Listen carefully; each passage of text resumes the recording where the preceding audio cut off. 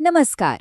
आज हम कैलकुलस की दुनिया में गोता लगाने वाले हैं और ये समझने वाले हैं कि कोई भी फंक्शन मतलब कोई भी ग्राफ कब ऊपर जाता है और कब नीचे आता है। हम देखेंगे कि कैसे गणित का एक छोटा सा टूल किसी भी कर्व की पूरी कहानी बता सकता है। तो तैयार हैं? चलिए शुरू करते हैं। अच्छा, तो ये सवाल है हमारे सामने। किसी भी कर्व को देखकर एक अंदाजा तो लग ही जाता है ना? पर गणित में अंदाजों से काम नहीं चलता। हमें चाहिए एकदम सटीक जवाब।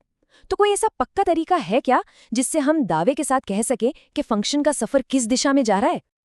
और इस सवाल का जवाब है डेरिवेटिव। जी हाँ, इसे आप फंक्शन के लिए एक तरह का जीपीएस समझ सकते हैं। ये हमें हर एक पॉइंट पर बताता है कि हमारा फंक्शन ऊपर की तरफ चढ़ाई कर रहा है, नीचे की तरफ ढलान पर है या फिर एक पल के लिए सुस्ता रहा है। तो ये काम कैसे करता है? देखिए, इसका जो मूल मंत्र है वो बहुत ही सिंपल है। अगर किसी पॉइंट पर डेरिवेटिव की वैल्यू पॉजिटिव है तो इसका सीधा मतलब है कि फंक्शन ऊपर जा रहा है, और अगर वैल्यू नेगेटिव है तो फंक्शन नीचे की ओर जा रहा है। बस इन्हीं दो आसान नियमों से पूरी पहेली सुलझ जाती है। अच्छा, तो ये स्टेशनरी पॉइंट्स क्या भला हैं?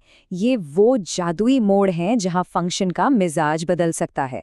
मतलब ये वो जगहें हैं जहां कोई चढ़ता हुआ फंक्शन शायद नीचे उतरने लगे या उतरता हुआ फंक्शन ऊपर चढ़ने लगे। यहीं पर डेरिवेटिव की वैल्यू ठीक 0 होती है और इन्हें ढूंढना ही हमारे काम का सबसे जरूरी हिस्सा है। ठीक है, थ्योरी तो बहुत हो गई। अब इस ज्ञान को असल में इस्तेमाल करके देखते हैं। चलिए एक केस स्टडी उठाते हैं और देखते हैं कि ये सब असलियत में काम कैसे करता है। तो ये रहा हमारा function f of x = x³ - 3x² + 2। हमारा मिशन है इस फंक्शन के पूरे सफ़र का नक्शा तैयार करना। हमें ये पता लगाना है कि ग्राफ पर ये कहाँ-कहाँ चढ़ता है और कहाँ-कहाँ उतरता है। इस रहस्य को सुलझाने के लिए हमारा गेम प्लान एकदम साफ है।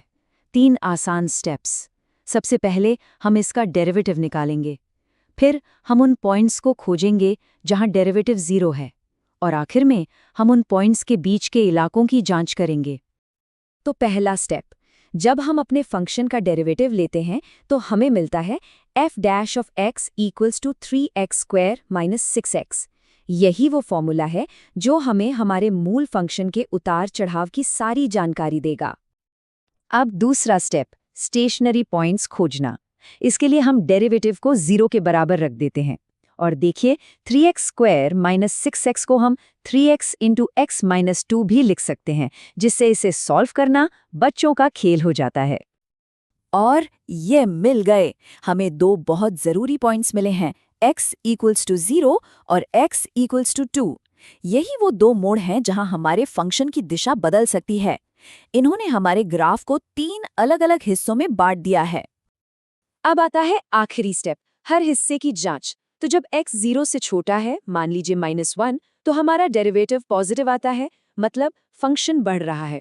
अब 0 और 2 के बीच कोई नंबर लेते हैं, जैसे 1। यहाँ डेरिवेटिव नेगेटिव है, यानी फंक्शन घट रहा है। और आखिर में 2 से बड़े किसी नंबर जैसे 3 के लिए डेरिवेटिव फिर से पॉजिटिव हो जाता है और फंक्शन दोबारा बढ़ने लगता है। तो लीजिए, पूरी कहानी हमारे सामने है। फंक्शन पहले बढ़ता है, फिर घटता है और फिर से बढ़ने लगता है। देखा, हमने सिर्फ कुछ आसान सी कैलकुलेशन से ग्राफ का पूरा सफरनामा तैयार कर लिया। कमाल है ना? तो इस पूरी पड़ताल से जो सबसे जरूरी बातें सीखने को मिली, चलिए उन्हें एक बार फटाफट दोहरा लेते हैं ताकि वो दिमाग में एकदम पक्की हो जाएं। बस ये 3 नियम ही इस पूरी कहानी का सार है। डेरिवेटिव पॉजिटिव मतलब चढ़ाई, डेरिवेटिव नेगेटिव मतलब ढलान, और डेरिवेटिव 0 मतलब एक संभावित मोड़ जहां चोटी या घाटी हो सकती है। कितना सरल और कितना पावरफुल है ये। और जाने से पहले एक सवाल छोड़ जाते हैं। हमने ये तो सीख लिया कि डेरिवेटिव हमें सफर की दिशा बताता है, लेकिन चढ़ाई कितनी तेज है या ढलान कितनी गहरी है, यानी सफर की रफ्तार के बारे में क्या? ये सवाल हमें कैलकुलस की और भी गहरी और रोमांचक दुनिया की तरफ ले जाता है। सोचिएगा जरूर।